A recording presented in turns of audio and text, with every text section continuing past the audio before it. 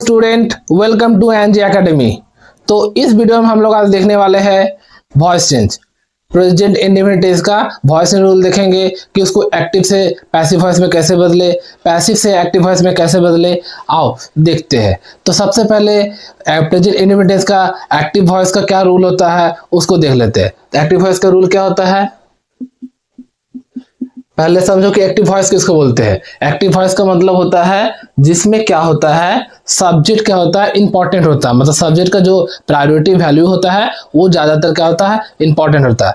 और active voice किसको बोलते हैं, जिसमें क्या होता है कि सब्जेक्ट इंपॉर्टेंट होता है। एक्टिव वॉइस का मतलब क्या होता है, जिसमें सब्जेक्ट क्या होता है, इंपॉर्टेंट होता है। अब पैसिव वॉइस में क्या होता है, इसको कैसे पहचाना होगा कि अब पैसिव वॉइस है। पैसिव वॉइस का मतलब क्या होता है, जिसमें सब्जेक्ट इंपॉर्टेंट ना होकर ऑब्जेक्ट इंपॉर्टेंट होता है। मतलब काम करने वाला इंपॉर्टेंट, काम जो हुआ है वो इंपॉर्टेंट होता है। इसमें क्या होता है कि सब्जेक्ट उतना इंपॉर्टेंट है, डज नॉट इंपॉर्टेंट उतना होता है। और इसमें एक और पहचानने का तरीका क्या है, पैसिव वॉइस को कैसे पहचाने, वो पैसिव वॉइस रहता है जितने भी आप वॉइस चेंज करोगे, एक्टिव से पैसिव बदलोगे तो उसमें ज्यादातर क्या रहेगा, वर्ब का थर्ड फॉर्म रहेगा, अब प्लस क्या रहेगा, बाय रहेगा। ये फॉर्मेट हमेशा रहता है, आप इसको याद रखोगे, ठीक है। तो सबसे पहले हम लोग देखेंगे प्रेजेंट इंडेफिनिट टेंस का एक्टिव वॉइस का रूल क्या है। एक्टिव वॉइस का रूल वही है जो हम लोग प्रेजेंट इंडेफिनिट टेंस का रूल को पढ़ते आए हैं। यानी कि जो पढ़ते हैं एक्टिव वॉइस का मतलब प्रेजेंट इंडेफिनिट टेंस का जो सिंपल फॉर्मेट है वही एक्टिव वॉइस का रूल है। जैसे अगर हम लोग लिखते हैं एक्टिव वॉइस का रूल क्या होगा,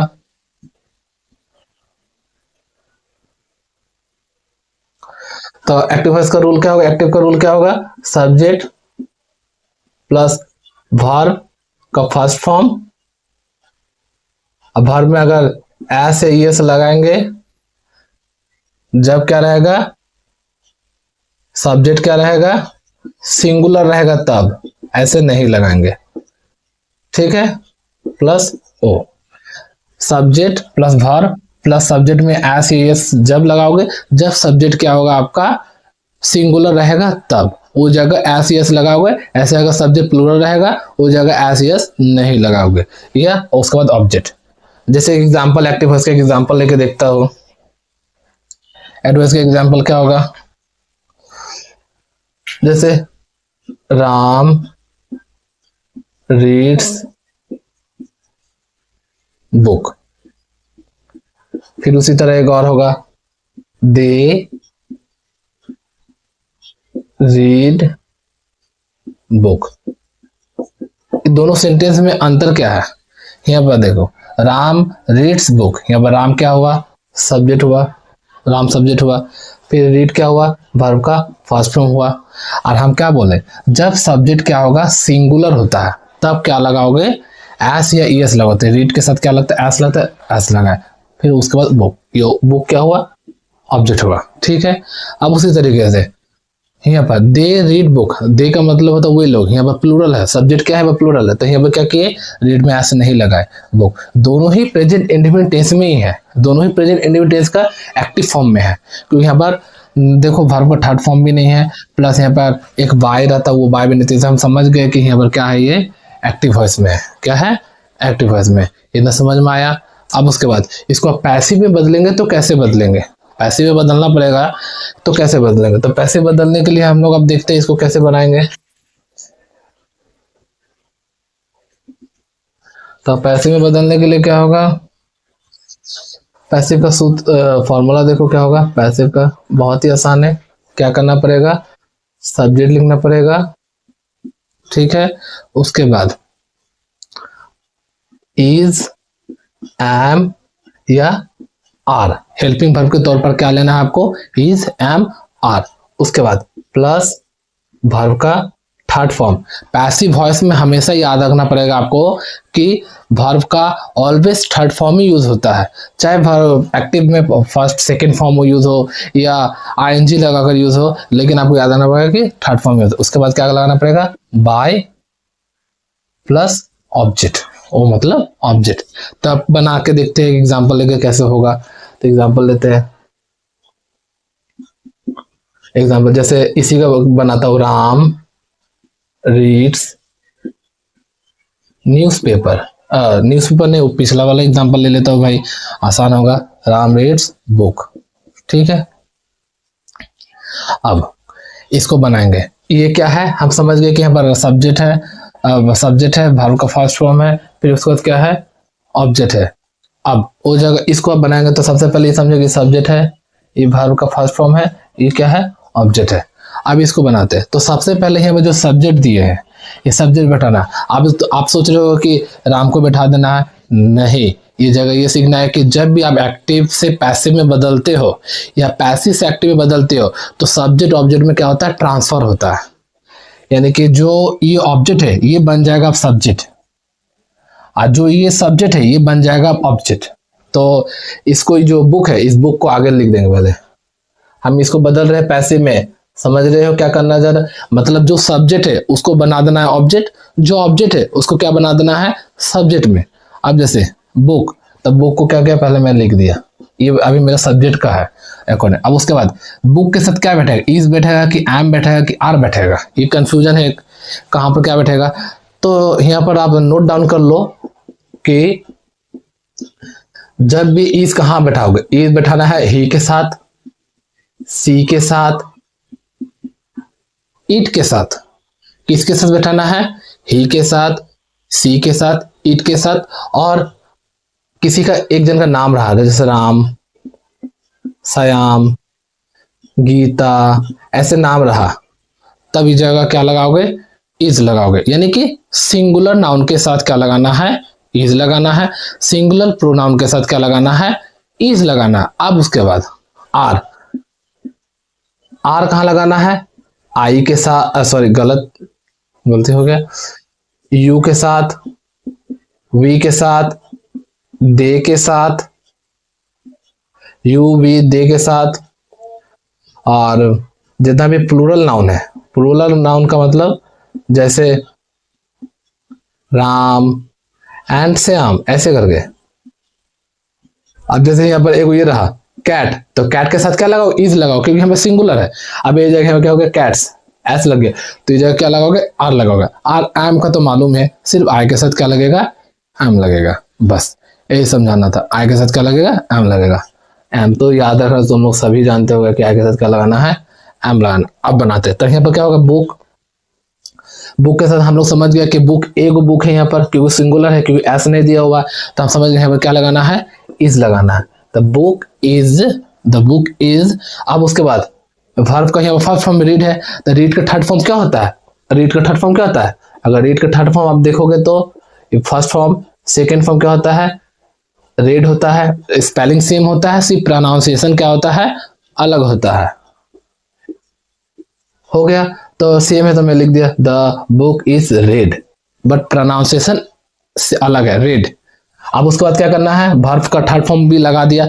अब उसके बाद क्या लगना है, बाय, तो बाय लिख दिए, ठीक है।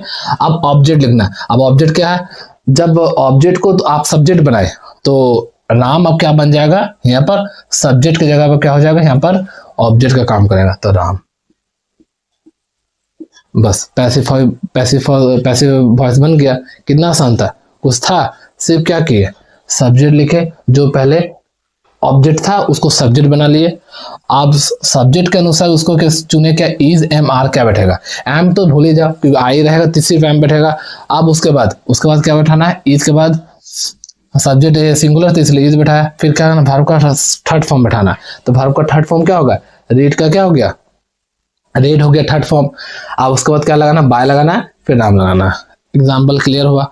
अब एक और एग्जाम्पल लेते हैं,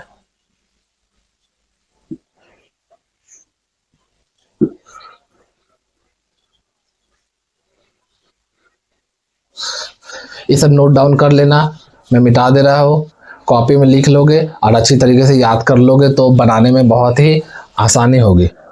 तो एक और चीज़ भी सीख लो, अगर आपको कोई सब्जेक्ट को ऑब्जेक्ट बदल रहे हो, ऑब्जेक्ट को सब्जेक्ट बदल रहे हो, तो ट्रांसफर कैसे होगा, मतलब अगर प्रोनाउन अगर जैसे सब्जेक्ट के तौर पर अगर ही रहा, अभी सब्जेक्ट के घर में है, ठीक है, सब्जेक्ट घर में अभी ही है, सब्जेक्ट घर में ही है, तो ये जब ऑब्जेक्ट बनेगा, मतलब जब ऑब्जेक्ट बना होता है क्या बन जाएगा, हिम। उसी तरह सी का क्या हो जाएगा, हर। उसी तरह दे का हो जाएगा them। फिर उसी तरीके से यू का हो जाएगा यू। कोई नाम रहेगा तो राम, जैसे कोई नाम हो तो राम का राम ही हो जाएगा, राम का रमेश नहीं हो जाएगा। ठीक है। अब उसी तरीके से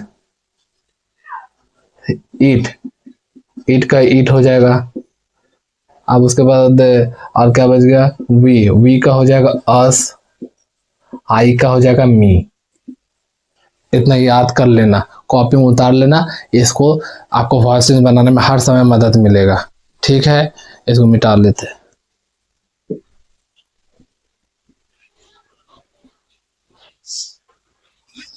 तो एक और एग्जांपल लेके देखते हैं।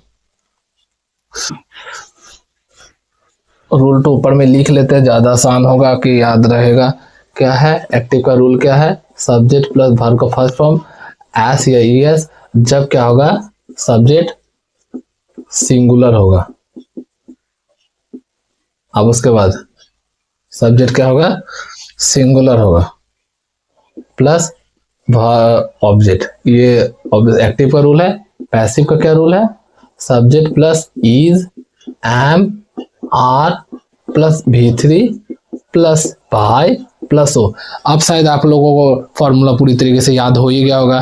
क्या है, सब्जेक्ट लगाना है, इज एम आर लगाना है, वर्ब का थर्ड फॉर्म लगाना है, बाय लगाना है, ऑब्जेक्ट लिख देना है, और कुछ नहीं करना है, बस इतना ही था। अब एक और एग्जांपल लेके देख लेते हैं। जैसे आई एम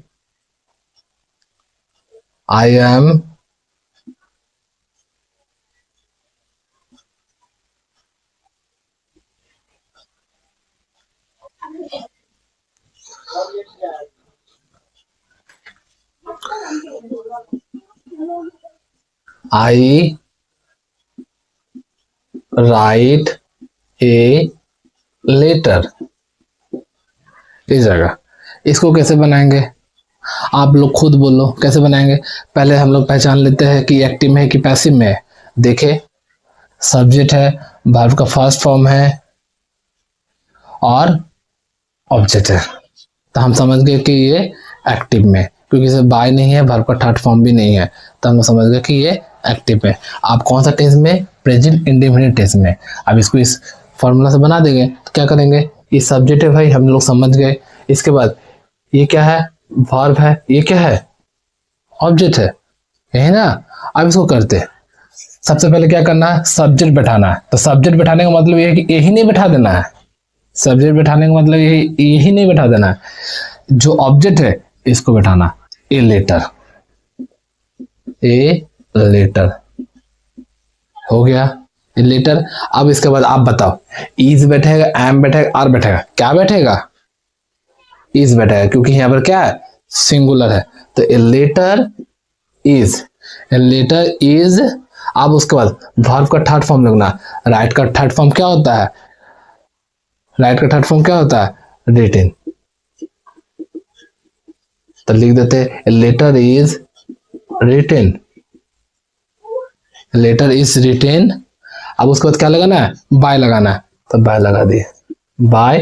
अब उसके बाद क्या, आई का है, आई। अब यहाँ पर बताओ, यहाँ पर बताओ, आई जब सब्जेक्ट ही ऑब्जेक्ट के स्थान में बैठेगा तो क्या होगा। हम अभी पिछले में ही लिखा है, लिख के रखे हैं कि नहीं कॉपी में, देखो कॉपी में, आई के बगल में आई जब पीछे बैठेगा तो वो किस में बदल जाएगा, मी में। तो यहाँ पे क्या होगा, लेटर इज रिटेन बाय मी। बहुत आसान था। एक और एग्जांपल